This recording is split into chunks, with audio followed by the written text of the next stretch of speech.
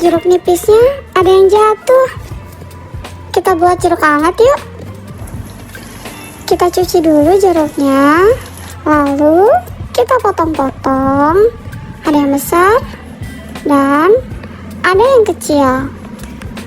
Peras pakai tangan aja ya.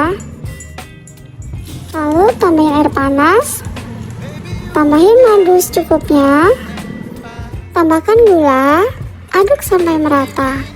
Jeruk nipis madu hangat sudah jadi, cocok buat musim batuk kayak gini. Jangan lupa subscribe.